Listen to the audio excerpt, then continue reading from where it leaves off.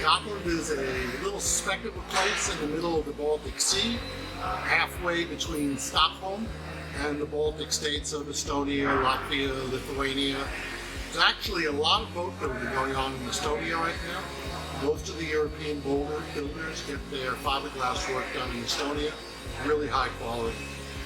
Well, I'm here in the J-Craft facility. This is a new building. We just moved here in February.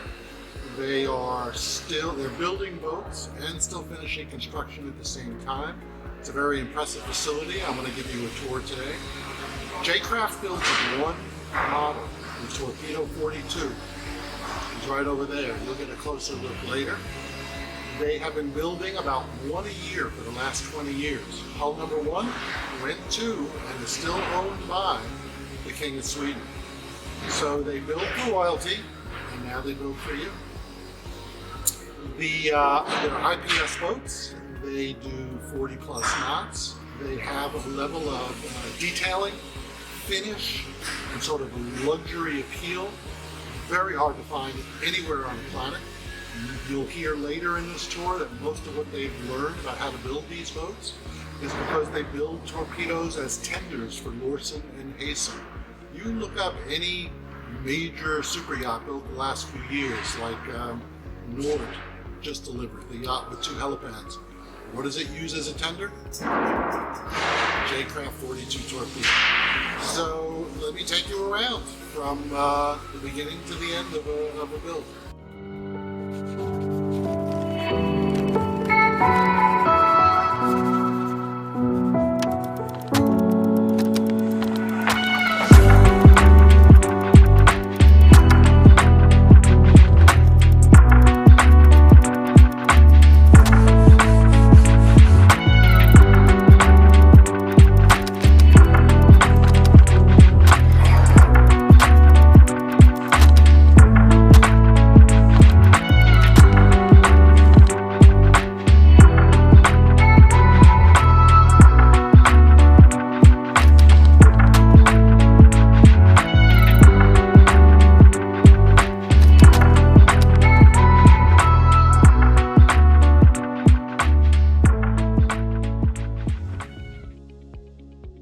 So this was a surprise to me. I'm holding in my hand cord panels. These are what is between the skins of fiberglass hull and decks. And most builders buy them like this, already made with a fiberglass skin on the back, with all of these scarfs and cuts made into them for the resin to be absorbed. And most builders, in my experience, they buy them off the shelf, just like this. But J-Craft does not. Let me show you what they do. J-Craft, and I'll tell you why in a minute, buys the raw sheets, and then through a variety of pretty cool machines, they make exactly what they need. This machine cuts drills, as you see here. Hundreds and hundreds of holes. If you look down here, I'm not sure if the video will show the holes, but this is stage 1. And this somewhat dusty machine is stage 2, and this cuts the cuts, they're actually called scarfs, into the foam. They run it through twice so that the cuts go both longitudinally and vertically. And then we come to this machine, which bonds to the surface of the foam a thin layer of fiberglass fabric. Inside this drum, they heat the drum up to 90 degrees centigrade. That's going to be 180 maybe degrees in Fahrenheit. and then they roll the sheet under the drum, and then this fiberglass scrim or cloth, which has adhesive on the back, is rolled onto it, and then you end up with a sheet that's glass on one side and fabric on the other. Here are the finished sheets.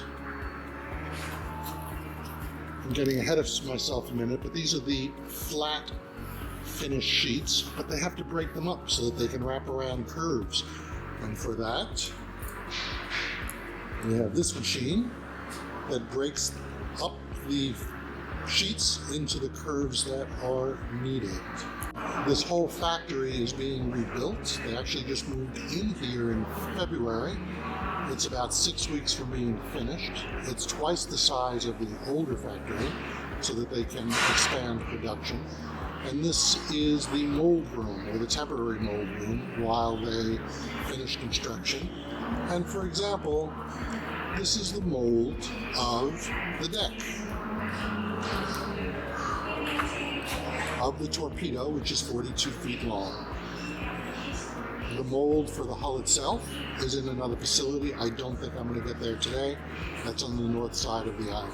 After the parts come out of the mold, or if they're the wooden carpentry parts, after they come from the jigsaws, they come here into the paint room, which is both temperature, humidity, and barometrically controlled environment with extraordinary lighting. When I look at paint rooms, the first thing I look at is the lighting, and then the ventilation. Air comes in through here and gets sucked out through these side panels, and there's negative pressure controlled in here, meaning that no dust can get in. This is how you get a great paint job. And of course, they spray varnish as well in the paint room. So for example, this is the helm area. You see the companionway down of a J-Craft Torpedo 42. There's the cutout for the steering wheel, for the electronics. All the other highly varnished parts, 18 coats of varnish. And on the deck itself, those 18 coats go over 12 coats of epoxy. That's how you make a fine job. Here's some more examples of that high quality varnish work. Several hundred pieces of varnished mahogany go into the trim of the boat. I'm going to hold off on showing you the deck. I'm trying to do this chronologically. So this is the hull of the Torpedo 42 number 20.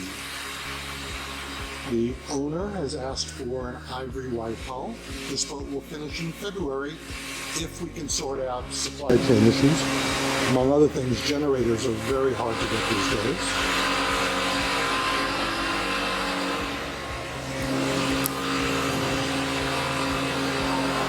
And you see how they lay out the components.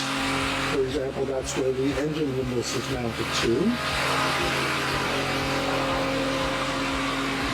You can see here the bonded skeletal structure in the bilges. Some of that wonderful varnish work.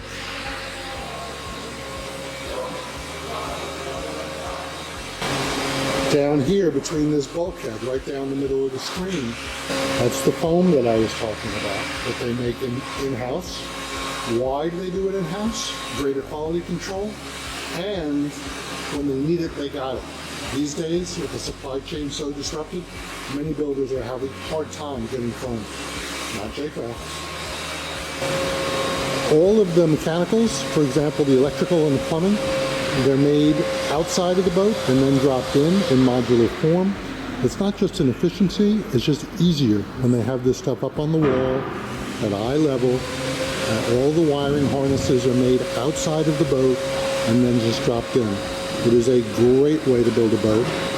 And my friends here at J-Craft say the people who taught them how to build to this quality were the super yacht builders, Hayson and Lursen, because more than half a dozen J-Crafts are tenders to huge super yachts like Nord. The whole world has been reading about Nord lately. So they have a J-Craft, and When Lorsen came in and spec'd the tenders, that is how J-Craft learned to build to this quality. It's a great heritage. I love this angle because it shows you that great wishbone shape. It sort of gives some meaning to the word torpedo and to the word J-Craft. So I'm up on the upper level here to orient you. That's the paint room that we just left. And I'm going to show you now the deck area.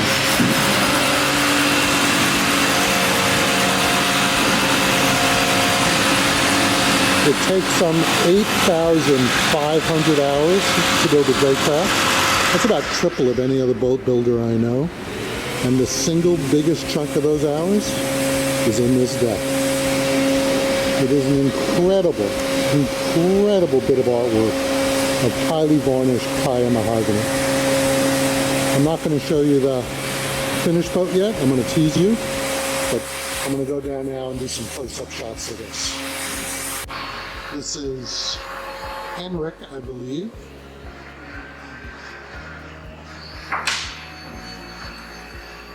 Everyone comments upon the transom of a J-Craft. Here it is before the mechanicals are installed.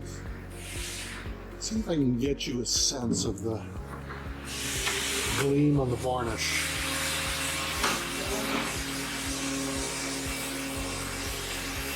The caulking is all done by hand, sanded down, and that's when the epoxy and the varnish goes on.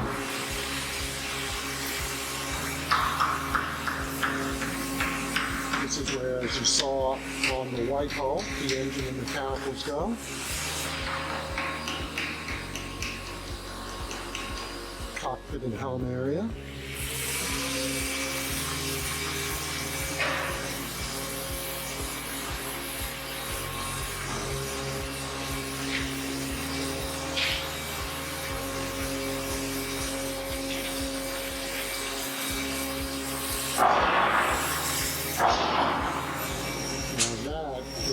Pretty damn cool.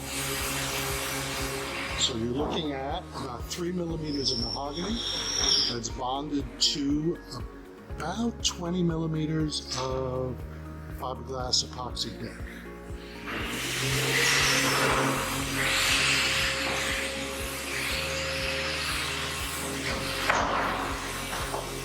I could stand here all day and watch them do this. In fact, I'm going to. Come back to Sweden with me and I'll show you myself. All right, it's time to look at a boat.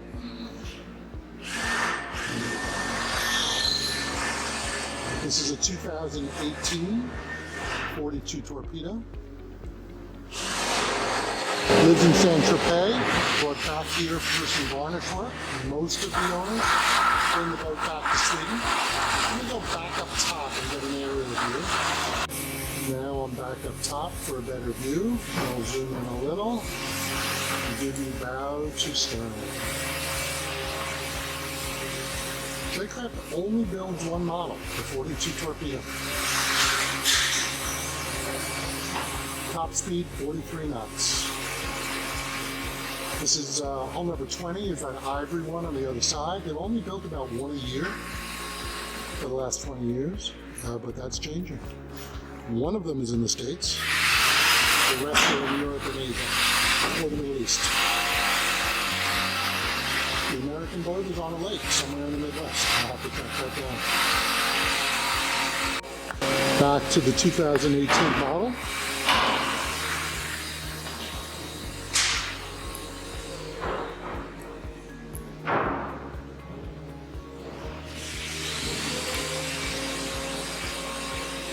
A little dusty, you get the idea. Volvo Penta IPS engines.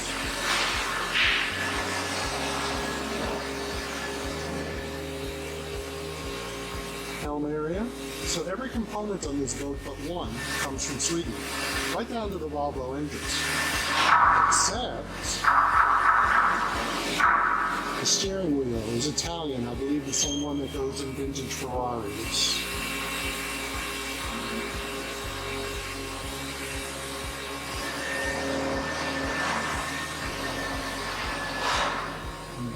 beautiful, beautiful windshield. One thing I've really appreciated on this trip to Europe between the Long Island boats and this is glass and how expensive top quality glass is and how important it is to the overall finish of the boat.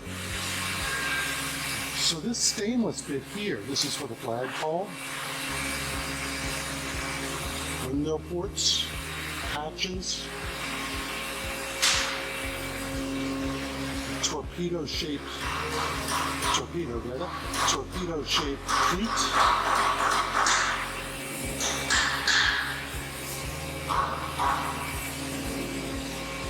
stainless rail, stainless hatch liners, and a beautiful piece of stainless here, real sculpture. These are all made right here in Sweden.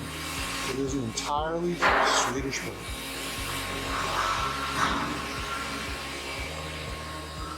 Love this view. So here's the after.